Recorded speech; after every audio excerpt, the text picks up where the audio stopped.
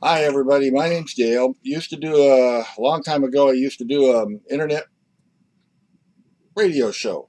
Yes. Anyway, I'm doing a couple of videos right now, and the videos are going to be oriented towards uh, senior folks playing video games. One of the things that I've been finding out is there's a long learning curve involved with playing these video games, and I'm going to try to see if my experience I can help other seniors, people 55 and older, maybe get a quicker start on playing some of these video games. So I hope to do a lot of these actually over a long period of time. The topic today, we're going to talk about video gamers' thumbs. At least that's what I call them. I don't know what anybody else calls them. But bottom line is, it comes under the heading of I've played too many hours of video games, and especially too many hours in a row. And I played it day after day after day after day. And my experience is not a good idea. What major thing that I play is first person shooter games. I play a lot of Call of Duty. I play a lot of Titanfall, those kinds of games, and you just constantly hitting the old buttons, and after a while, I guess your thumbs wear out. I don't know if this is as much for younger folks, but I do know at least one older folks has had a lot of problems with it. What I've found is, bottom line is I found that I need to play fewer games, play the shorter periods of times, and find other things to do. I got a bad back, ergo the rocking chair. Bottom line is that I'm out trying to do stuff. I get tired, the back gets sore. I come in and I play video games. And the idea is, you know, I've got to find other things, and you might want to as well, because this will catch up on you. I played video games for about a year or a year and a half, no problems. All of a sudden, kabang! It just went downhill real fast. The left thumb has got a hammer thumb, I guess you'd call it. It clicks and it sticks. And the right thumb, boy, it got sore. It got the whole joint just got sore as hell.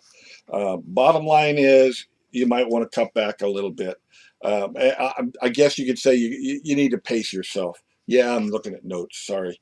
And one of the things that I have found when I'm playing these games, bottom line is, if I play for an hour or if I play for 5 hours, at the end of the 5 hours, I'm not any better than I was at the end of the first hour.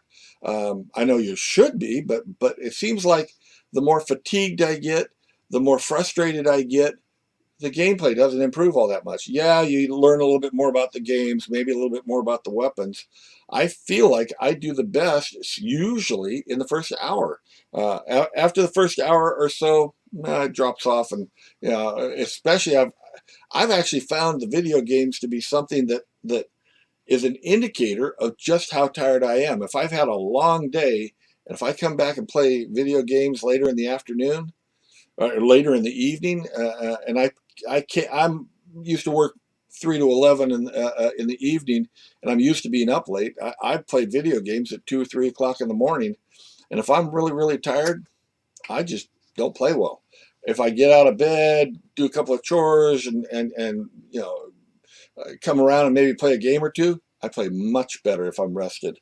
More play just doesn't improve my quality of play.